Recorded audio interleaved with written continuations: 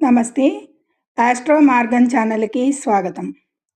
2026 July 12 నుండి July 18 వరకు చంద్రుడు వృషభ రాశి నుండి సింహరాశి వరకు సంచరిస్తున్నాడు. ఈ గ్రహాల మార్పుల వల్ల మేష, సింహ, ధనస్సు రాశుల వారి ఆరోగ్యం, ఆర్థికం, కెరీర్, వ్యాపారం మరియు కుటుంబ జీవితంలో ఎలాంటి మార్పులు రాబోతున్నాయి? ఏ గ్రహాల వల్ల ఎలాంటి హెచ్చరికలు ఉన్నాయి?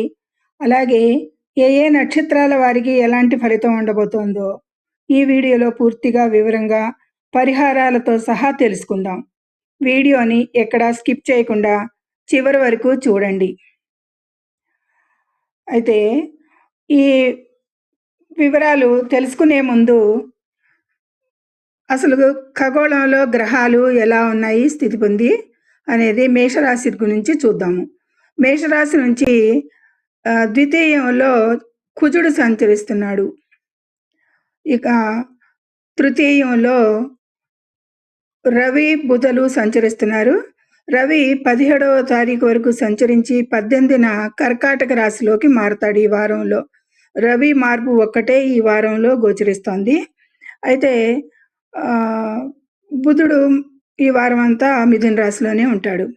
17 నుంచి రవి కర్కాటక రాశిలో, అలాగే కర్కాటక రాశిలో ఈ వారం 12 నుంచి కూడా గురువు ఉచ్చ స్థితిలో అక్కడే సంచారం చేస్తాడు కర్కాటక రాశిలో. ఇక సింహరాశిలో శుక్రు సంచారం జరుగుతుంది ఈ వారం అంతా. అక్కడ కేతు సంచారం కూడా జరుగుతుంది. ఇది రాహు ఏమో కుంభరాశిలో సంచారం చేస్తున్నాడు. మీనరాశిలో వక్రించిన శని సంచారం చేస్తున్నాడు. ఇది గ్రహాల స్థితిగతులు. అయితే ఈ వారం చంద్ర ఆధారిత ఫలితాలు కాబట్టి ఈ వారంలో చంద్రుడు వృషభ రాశి నుంచి సింహరాశి వరకు సంచారం చేస్తున్నాడు. వృషభ, మిథున, కర్కాటక, సింహరాశుల మీదుగా ఈ వారం చంద్ర సంచారం ఉంటుంది. వీటి ఆధారంగా మిత్ర గ్రహాల యుతి దృష్టి సమన్వత్వానుగుణంగా ఈ మేషరాశి వారికి ముందుగా ఫలితాలు తెలుసుకుందాము.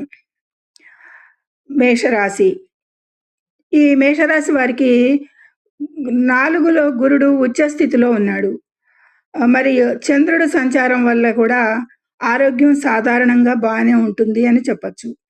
అయితే కుజుడు 2లో ప్రభావం వల్ల లగ్నాధిపతి 2లో కొద్దిపాటి ఒత్తిడి, అజీర్తి సమస్యలు వచ్చే అవకాశం ఉంటుంది. కుజుని దృష్టి మళ్ళీ గురువు మీద కూడా 4 మీద కూడా ఉంటుంది. అయితే ఇక ఆర్థికంగా చూస్తే గనక బుధుడు కొంచెం వక్రించి ఉన్నాడు కాబట్టి, మరియు కుజుడి అనుకూలత వల్ల కూడా వక్రించి ఉన్నా కానీ కుజుడు 2లో అనుకూలం వల్ల ఆదాయం పెరుగుతుందనే చెప్పచ్చు. ఇక ధనం ఆదా చేయడంలో, సేవ్ చేయడంలో మంచిగానే ఎక్కువగానే అందులో ధనం నిల్వ చేయడం, సేవింగ్స్‌లో ఎక్కువ మోడ్‌లోనే ఉంటారు అనేది చెప్పచ్చు. ఆస్తి, వాహనాల విషయాల్లో అయితే గనక ఆస్తుల కొనుగోలుకి అనుకూలమైన వారమని సూచిస్తుంది. కొత్త వాహనాలు కొనే ఆలోచనలు కూడా ఉంటే ఏమన్నా అవి ఈ వారంలో ఫలిస్తాయి అనేది సూచిస్తుంది. ఇక ఉద్యోగస్తులకి వారి ఆఫీసర్స్‌తో, బాసులతో మంచి సఖ్యతగానే సపోర్ట్ లభిస్తుంది. ఇక కాంపిటీషన్ ఎగ్జామ్స్‌కి సిద్ధమయ్యే వారికి కూడా మంచి ఫలితాలే ఉంటాయి ఈ వారంలో అనేది సూచిస్తుంది. బుధ, సూర్యుల సంచారం బానే ఉంది అని చెప్పచ్చు. ఇక వ్యాపార పరంగా చూస్తే గనక లాభాలు స్థిరంగానే ఉంటాయి. అయితే ఈ వ్యాపార నిర్ణయాలకు సంబంధించి తొందరపాటు నిర్ణయాలు తీసుకోవద్దు. ఇది వ్యాపారానికి సంబంధించి అనేది సూచించడం జరుగుతుంది. అక్కడ కేతువుతో కూడా శుక్రుడు సంచరిస్తున్నాడు 5లో. నిర్ణయాలు తీసుకునేటప్పుడు కూడా మంచిగా తొందరపడవద్దు అనేది. ఇక విద్యార్థుల విషయానికొస్తే గనక వారికి అనుకూల సమయమే ఈ వారం. ఏకాగ్రత పెరిగి మంచిగా చదువు మీద ధ్యాస పెట్టి ముందుకు వారి పనులు వారు దాంట్లో సఫలీకృతం అవుతారు అనేది సూచిస్తుంది. ఇక ప్రయాణాలు, కోర్టు కేసులు విషయాలకొస్తే గనక వీరికి మేషరాశి వారికి దూర ప్రయాణాలు అనుకూలిస్తాయి. కోర్టు వ్యవహారాలు మీకు అనుకూలంగా మారే అవకాశం అయితే ఈ వారంలో మేషరాశి వారికి బానే ఉంది. కోర్టు వ్యవహారాలు కూడా అనుకూలిస్తున్నాయి. ఇక కుటుంబంలో అయితే గనక సంతోషకరమైన వాతావరణమే ఉంటుంది. పెద్దల ఆరోగ్యం, తల్లిదండ్రుల ఆరోగ్యం విషయంలో కుటుంబంలో వారి ఇంతవరకు అనారోగ్యంగా ఉన్నా గానీ, కొంచెం వారి ఆరోగ్య విషయాలైతే కొంచెం నిలకడగానే మెరుగుపడుతుంది అని చెప్పచ్చు. సూర్యుని ప్రభావం వల్ల కొద్దిపాటి వివాదాలు కూడా తగ్గుతాయి వారి మధ్య అనేది సూచిస్తుంది. ఇక ఈ మేషరాశిలో నక్షత్రాల వారీగా ఒక ఒక మాటలో తెలుసుకుందాము. ఈ మేషరాశిలో అశ్విని 4 పాదాలు, భరణి 4 పాదాలు, కృత్తిక 1 పాదం ఉంటుంది. ఈ వారంలో అశ్విని వారికి డెవలప్‌మెంట్ ఈ వారంలో అన్ని విధాలా బానే ఉంటుంది. భరణి వారికి కూడా ఆశించిన లాభాలు పొందుతారు అనేది సూచిస్తుంది. ఇక కృత్తిక 1 పాదం వారికి కూడా చేపట్టిన కార్యక్రమాల్లో విజయం సాధిస్తారు అనేది. అశ్విని అధిపతి కేతువు, భరణి నక్షత్రాధిపతి శుక్రుడు, కృత్తిక నక్షత్రాధిపతి రవి. పైన వీరి సంచారాలు ఏ ఏ స్థానాల్లో ఉన్నాయో చెప్పుకున్నాము. ఇది ఈ వీరికి మేషరాశి వారికి ఈ సమగ్ర సమాచారం అని తెలుసుకున్నాము. ఇక సింహరాశి. సింహరాశిని అనుసరించి రాశిలోనే కేతువు, శుక్రచారం కూడా అక్కడే జరుగుతుంది. కాబట్టి వీరికి 7లో రాహు సంచారం, 8లో శని సంచారం, 10లో కుజ సంచారం, 11లో రవి 17 వరకు సంచరిస్తాడు. తర్వాత బుధుడు కూడా 11లో సంచారించడం జరుగుతుంది. రెండో స్థానాధిపతి. ఇక 12లో ఉచ్చ గురువు సంచారం చేస్తున్నాడు. 18 నుండి సూర్యుడు కూడా అక్కడే సంచారం చేస్తాడు. అది లాస్ట్ వారాంతానికి అక్కడ కర్కాటకానికి వస్తాడు సూర్యుడు. అయితే వీరికి ఈ సింహరాశి వారికి ఆరోగ్య విషయంలో జన్మరాశిలో కేతు సంచరిస్తున్నందువల్ల మానసిక ఒత్తిడి, చిన్నపాటి నొప్పులు కూడా ఉంటాయి. అదే కాకుండా వీరికి ఏలిన అష్టమ శని కూడా జరుగుతోంది. అష్టమంలో శని సంచారం కూడా. కాబట్టి మానసిక ఒత్తిడైతే ఈ వారంలో బానే ఉంటుంది. సరైన విశ్రాంతి తీసుకోవాల్సిన అవసరం ఉంటుంది వీరికి ఆరోగ్యపరంగా. ఇక ఆర్థికంగా గురుడు, జూపిటరు ఉచ్చస్థితిలో 12వ ఇంట ఉన్నందున ఆధ్యాత్మిక శుభకార్యాలకి ఎక్కువగా ఖర్చులు పెంచుకుంటారు. పెట్టాల్సొస్తుంది. అనవసర ఖర్చులైతే మధ్యలో అదుపు చేసుకుంటూ ఉండాలి. ఈ విధంగా ఆధ్యాత్మిక శుభకార్యాలకి ఖర్చులున్నా గానీ, అనవసర ఖర్చులు మాత్రం నియంత్రించుకోవాల్సి ఉంటుంది. ఇక ఆస్తి వివాదాలు ఈ విషయాలకొస్తే గనక లేదా చర్చల సమయంలో జాగ్రత్త అవసరం. వివాదాలకి ఎక్కువగా అవసరం. జాగ్రత్తగా ఉండాలి. వివాదాలకి ఎక్కువ గోచరిస్తోంది. ఇంకా బెడిసి కొట్టకుండా ఉండాలి సమస్య అనేది గుర్తించండి. ఇక ఉద్యోగస్తులకి ఈ కుజుడు 10వ ఇంట సంచరిస్తున్నందున ఉద్యోగంలో భారీ ఫలితాలు అయితే మంచి విజయాలు పొందుతారు. ప్రమోషన్స్ లేదా అధికార యోగాలు కొంతమందికి పైన అడ్మినిస్ట్రేషన్ దాంట్లో అధికార యోగాలు కూడా కనిపిస్తున్నాయి. సూర్యుడంటేనే అధికారానికి సంబంధం. 10లో కుజుడు సంచరిస్తున్నాడు 10వ ఇంట. బావుంది. ఉద్యోగస్తులకి బావుంది చాలా. ప్రమోషన్స్‌కి అవకాశాలు, పైన అధికారుల పదవులు పొందటానికి కూడా అవకాశాలు ఎక్కువగా కనిపిస్తున్నాయి గోచారంలో. ఇక వ్యాపారంలో అయితే గనక కొద్దిపాటి దూకుడుగా వ్యవహరిస్తారు అనేది సూచిస్తుంది. కొత్త పెట్టుబడులు పెడతారు. ఈ విధంగా వ్యాపారంలో దూకుడుగా ఉండి దూకుడుతనం కొత్త పెట్టుబడుల మీద పెట్టే అవకాశాలున్నాయి. ఆచితూచి వ్యవహరించండి. ఇక విద్యార్థులకైతే గనక ఉన్నత విద్యకు ప్రయత్నిస్తున్న వారికి ఆటంకాలు తొలగి అనుకూలత ఏర్పడుతుంది అనేది సూచిస్తుంది. ఎందుకంటే ఉచ్చ గురువు చూస్తున్నాడు. ఉచ్చ గురువు 12లో ఉన్న 4ని చూస్తున్నాడు. కాబట్టి మళ్ళీ 7ని, 8ని కాబట్టి ఏర్పడుతుంది. ఈ అనుకూలత అయితే ఏర్పడుతుంది అనేది సూచిస్తుంది. ఇక కోర్టు కేసులు, ప్రయాణాలు, విదేశీ ప్రయాణాలు, దూర ప్రాంత ప్రయాణాలు ఇవన్నీ కూడా కనిపిస్తున్నాయి ఈ సింహరాశి వారికి ఈ వారంలో. కోర్టు వ్యవహారాల్లో మాత్రం కొద్దిపాటి జాగ్రత్తలు పాటించి ముందుకు అడుగేయాల్సిన అవసరం ఉంటుంది.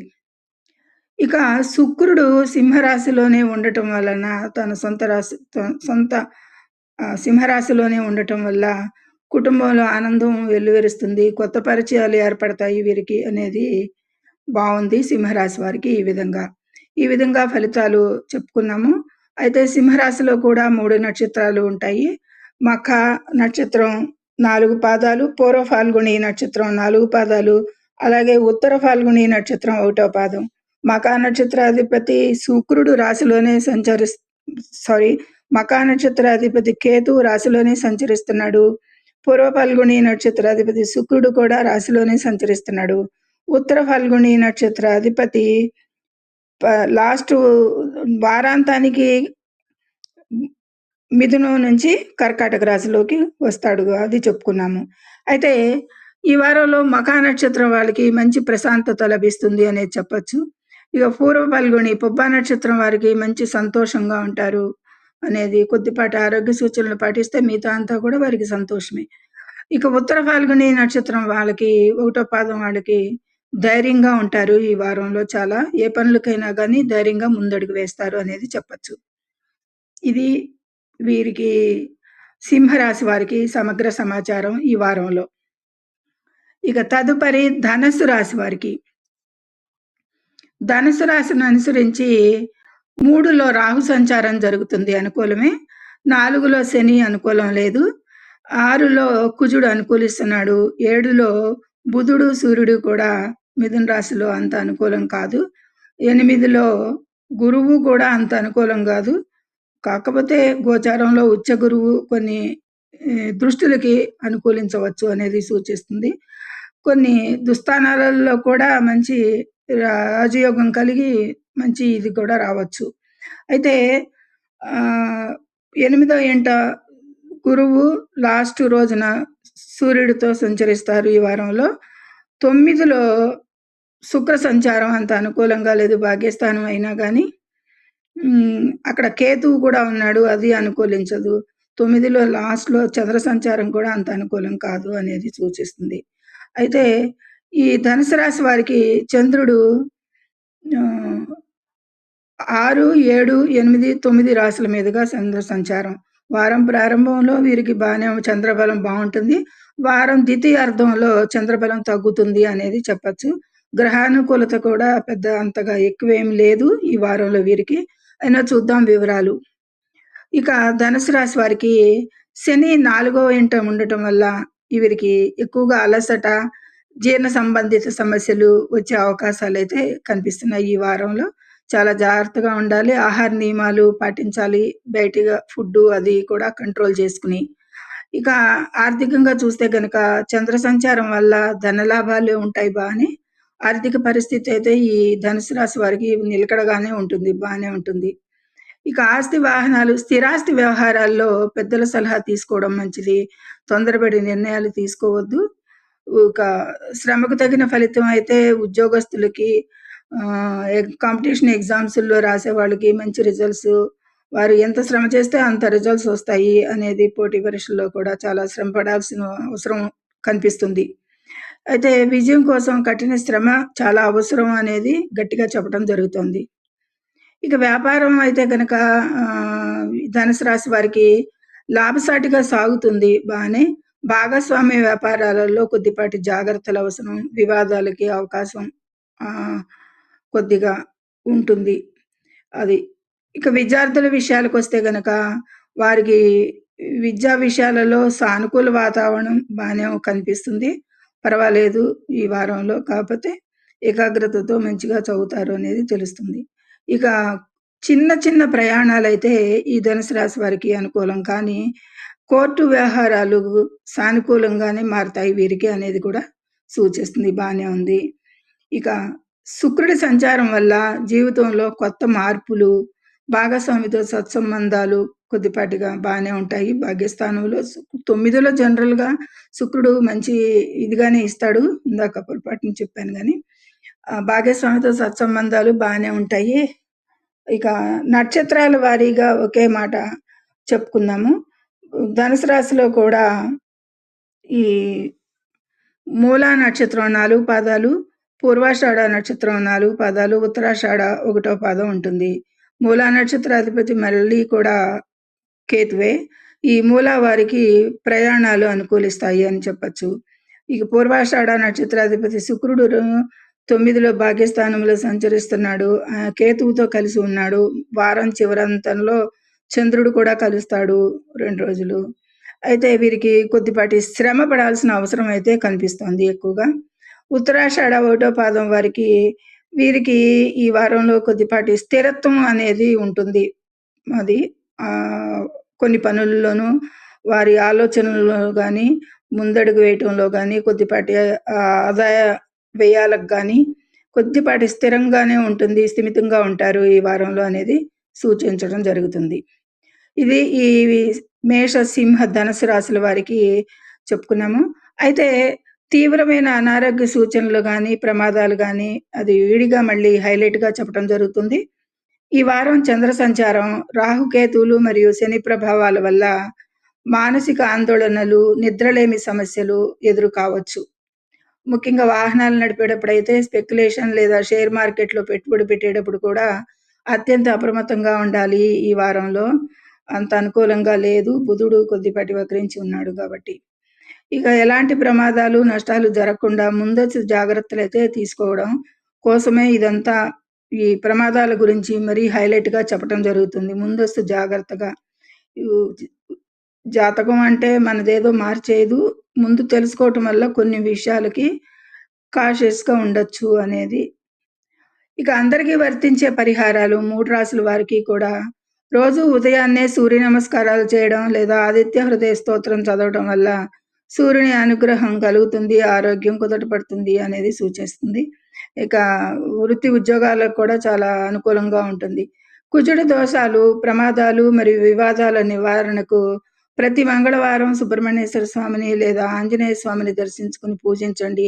కొద్దిపాటి కుజుడంటేనే దూకుడు స్వభావం, వివాదాలకి అవకాశం కుటుంబంలో గానీ, భాగస్వాములతో కానీ. ఇక మానసిక ప్రశాంతత కోసం అయితే గనక ప్రతిరోజు శివాలయంలో శివలింగానికి జలాభిషేకం చేయండి. మరియు శివ పంచాక్షరి మంత్రం జపించండి అనేది కూడా సూచించడం జరిగింది. ఇది మేష, సింహ, ధనుసు రాశుల వారికి సమగ్ర సమాచారం వారానికి సరిపడు మొత్తంగా మంచిగా అక్యురేట్‌గా చెప్పటం జరిగింది. ఇదే దశ, దిశ వారి జాతకంలో నడుస్తున్న వారికి డోకా లేకుండా ఈ ఫలితాలు వర్తిస్తాయి. కాకపోతే వారి జన్మ జాతకంలో కొద్దిపాటి మార్పులుంటాయి కాబట్టి అవి కొద్దిపాటి మార్పులతో ఇవి వారికి వర్తిస్తాయి అనేది కూడా సూచించవచ్చును. ఇక అయితే చూసారుగా ఈ వారంలో మేష, సింహ, ధనుసు రాశుల వారికి ఫలితాలు ఎలా ఉన్నాయో. మీ జన్మ నక్షత్రం లేదా లగ్నానికి సంబంధించిన వ్యక్తిగత జాతక వివరాల కోసం కింద కామెంట్ సెక్షన్‌లో తెలియజేయండి. ఈ సమాచారం మీకు నచ్చినట్లయితే తప్పకుండా వీడియోని లైక్ చేయండి. మీ ఫ్రెండ్స్‌తో షేర్ చేయండి. మరిన్ని ఆధ్యాత్మిక, జ్యోతిష్య అప్డేట్స్ కోసం మన ఛానల్‌ని సబ్స్క్రైబ్ చేసుకోవడం మర్చిపోకండి. Thank you for watching. జై శ్రీరామ్.